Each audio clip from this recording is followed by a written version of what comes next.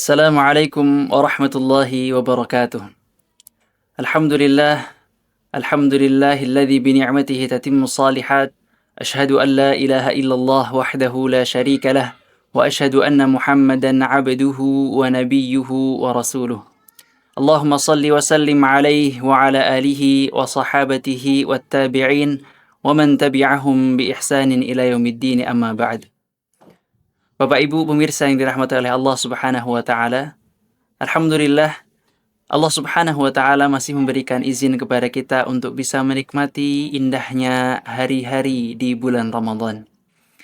Namun kita mesti memperhatikan satu poin penting, bahwasannya jangan sampai bulan Ramadan yang kita jalani kali ini itu berlalu begitu saja. Kita ingin Ramadan yang kita jalani benar-benar mampu melahirkan diri kita atau meningkatkan kualitas ketakwaan dan keimanan kita kepada Allah Subhanahu wa taala, sebagaimana itu juga yang menjadi tujuan dari ibadah puasa.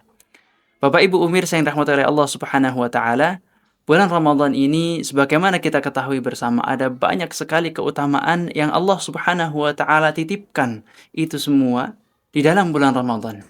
Maka oleh sebab itu mungkin dirasa penting bagi kita untuk mengetahui serta berupaya mengoptimalkan semua keutamaan yang melekat pada bulan Ramadan ini agar bisa kita jadikan sebagai wasilah meningkatkan kualitas keimanan dan ketakwaan kita kepada Allah Subhanahu wa taala.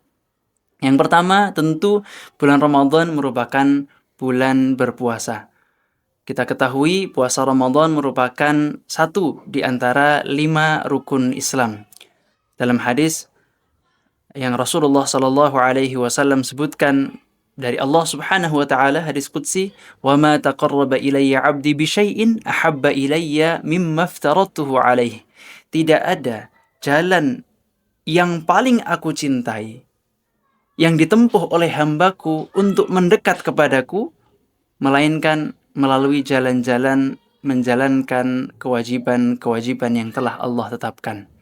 Maka oleh sebab itu, pemirsa yang dirahmati oleh Allah Subhanahu wa taala, sembari kita menjalani ibadah puasa Ramadan, kita terus tanamkan dalam hati kita bahwa berpuasa di bulan Ramadan ini merupakan jalan tol, jalan paling cepat mendekat kepada Allah Subhanahu wa taala, karena puasa merupakan kewajiban sebagaimana Allah sebutkan, ya ayyuhalladzina amanu kutiba alaikumusshiyam kama kutiba alal ladzina min qablikum la'allakum tattaqun. Wahai orang-orang yang beriman, diwajibkan kepada kalian berpuasa sebagaimana diwajibkan juga kepada orang-orang sebelum kalian. Tujuannya apa? La'allakum tattaqun. Mudah-mudahan kalian menjadi hamba-hamba Allah Subhanahu wa taala yang bertakwa. Yang kedua, keutamaan dari bulan Ramadan, bahwasannya bulan Ramadan merupakan syahrut taubati wal maghfirah. Bulan taubat dan bulan ampunan. Sebagaimana dalam banyak hadis Rasulullah Shallallahu Alaihi Wasallam menyebutkan, di antaranya yang kita hafal bersama, man shoma ramadhana imanan wa ihtisaban ghufira lahu ma taqaddama min dhanbih. Barang siapa yang berpuasa pada bulan Ramadan atas dasar keimanan dan mengharap pahala dari Allah Subhanahu wa taala, maka dosa-dosanya yang telah lalu akan diampuni oleh Allah Subhanahu wa taala. Di hadis yang lain Rasulullah Shallallahu Alaihi Wasallam juga menyebutkan bahwasannya as-salawatul khams wal jumu'atu ila al-jumu'ah wa Ramadan ila Ramadan mukaffiratun lima bainahun idza ijtunibatil kabair. Antara satu salat fardu ke salat fardu berikutnya, satu Jumat ke Jumat berikutnya, dan satu Ramadan ke Ramadan berikutnya, itu Allah Subhanahu wa taala jadikan sebagai sarana penghapusan dosa seorang hamba. Maka keutamaan bulan Ramadan yang kedua merupakan bahwasannya bulan Ramadan itu adalah bulan ampunan dan bulan taubat. Kemudian yang ketiga, bulan Ramadan merupakan syahru al-'itqi minan niran, atau bulan pembebasan dari api neraka. Di dalam hadis disebutkan walillahi utaqa minan nar wa dzalika kulla lailah.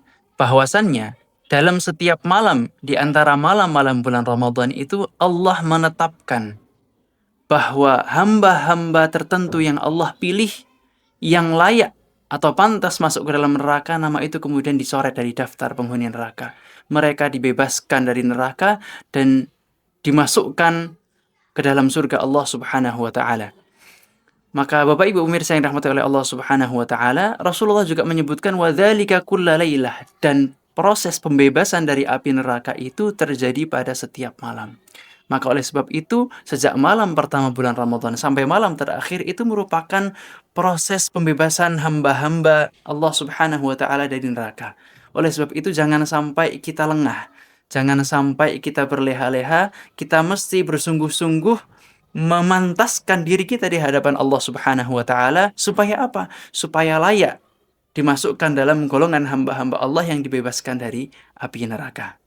Berikutnya, keutamaan bulan Ramadan yang keempat, yaitu Syahrul Quran, bulan Al-Quran. Kita ketahui bahwasannya Allah Subhanahu wa taala menyebutkan Syahrul Ramadan alladzi unzila fihi al-Quran hudan linnas wa bayyinatin minal huda wal furqan. Bulan Ramadan adalah bulan diturunkannya Al-Quran sebagai petunjuk bagi manusia. Hubungan antara Ramadan dengan Al-Quran itu hubungan yang tidak mungkin dipisahkan. Maka kita ketahui Rasulullah Shallallahu Alaihi Wasallam bermudarasah atau mempelajari, menyetorkan bacaan Al-Quran beliau kepada malaikat Jibril setiap hari di bulan Ramadan selama beliau hidup. Bahkan di tahun ketika beliau wafat atau Ramadan terakhir beliau sampai menyetorkannya 2 kali lipat dibandingkan Ramadan sebelumnya. Maka oleh sebab itu, Bapak Ibu pemirsa yang dirahmati oleh Allah Subhanahu wa taala, begitu juga yang harus kita lakukan dalam bulan Ramadan ini. Interaksi kita dengan Al-Quran harus kita tingkatkan, jangan sampai sama dengan hari-hari yang lainnya. Dalam rangka mencontoh Rasulullah Sallallahu Alaihi Wasallam, dalam rangka mengikuti firman Allah Subhanahu Wa Taala, yaitu menguatkan hubungan antara bulan Ramadan dengan Al-Quran. Maka mari bersama-sama target bacaan tilawah Al-Quran harian kita tambah.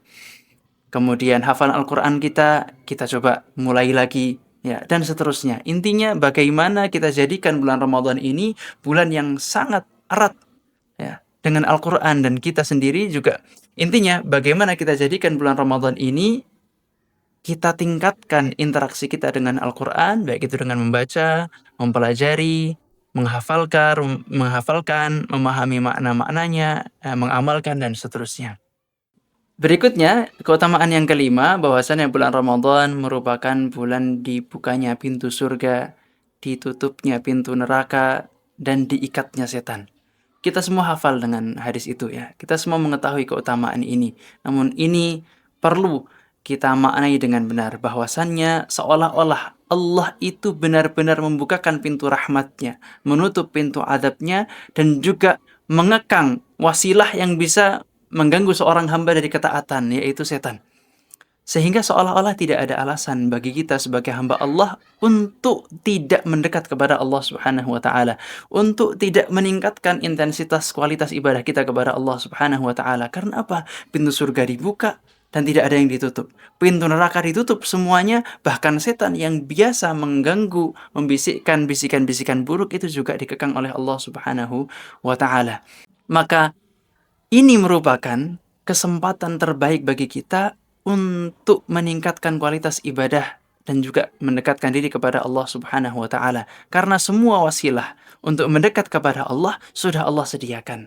Ya, jangan sampai dengan semua sarana yang sudah Allah siapkan ini kita masih berleha-leha, menganggap enteng, menganggap remeh, menyanyiakan waktu, dan seterusnya. Khawatir ya kita termasuk ke dalam golongan kelompok orang-orang yang tidak mengagungkan syiar-syiar yang Allah Subhanahu wa taala telah syariatkan. Kemudian yang keenam, bulan Ramadan merupakan bulan berbagi.